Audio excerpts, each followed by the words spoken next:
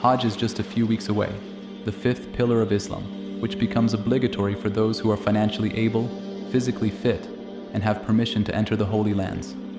This readiness is called istita'ah, and if you're able but delay without a valid reason, it becomes sinful. May Allah make it easy for all those going this year and accept their Hajj. For those unable to go, remember the great reward of Umrah, a spiritual recharge that wipes away minor sins and brings you closer to Allah. But why is Hajj compulsory? It's a powerful symbol of complete submission to Allah. We can look to the example of Prophet Ibrahim, peace be upon him, who left his family, trusted Allah, and was even willing to sacrifice his son in obedience to Allah's command. Hajj is a commemoration of this unwavering trust and obedience. So, what exactly do you do during Hajj? Before arriving in Makkah, you begin by spiritually preparing yourself and making the pure intention for Hajj. You enter the state of Ihram, a state of purity, by wearing the special Ihram clothing and reciting the intention for Hajj.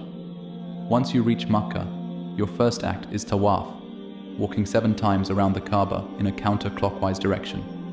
Next, you perform Sa'i, walking briskly 7 times between the hills of Safa and Marwa, commemorating Hajj's search for water. After the Sa'i, men shave their heads or trim their hair, while women cut a small portion of their hair, symbolizing spiritual renewal.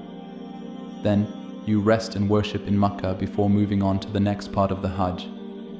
On the 8th of Dhul Hijjah, you re-enter Ihram and make your way to Mina, where you'll spend the night in tents. The following day, the 9th of Dhul Hijjah, is spent at Arafah in deep prayer, making dua and seeking forgiveness from Allah.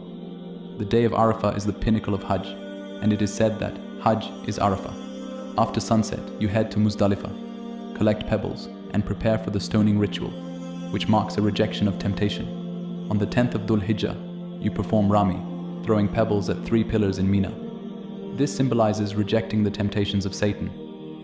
Then, you offer a sacrifice, known as the Hadi, commemorating Prophet Ibrahim's, peace be upon him, willingness to sacrifice his son in obedience to Allah's command.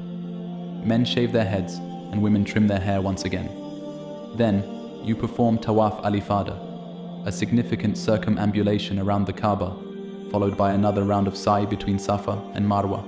For the next few days, you will repeat the stoning ritual at Mina, spending the nights in tents and reflecting on the significance of your actions.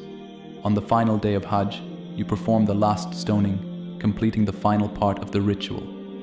Before leaving Makkah, don't forget to perform Tawaf al-Wida, the farewell Tawaf, as a final act of devotion, bidding farewell to the Holy Kaaba. May Allah make this journey easy for all those undertaking Hajj this year, and may He accept their supplications.